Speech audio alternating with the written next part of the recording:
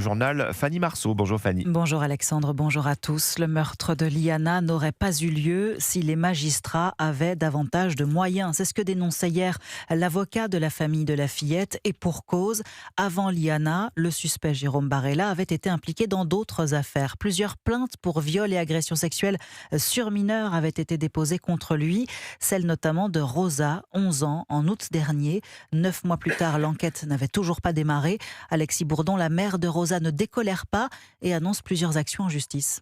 Oui, pour la maman de la petite Rosa, la justice n'a pas fait son travail. La mère de famille a décidé de porter plainte contre l'État pour faute lourde.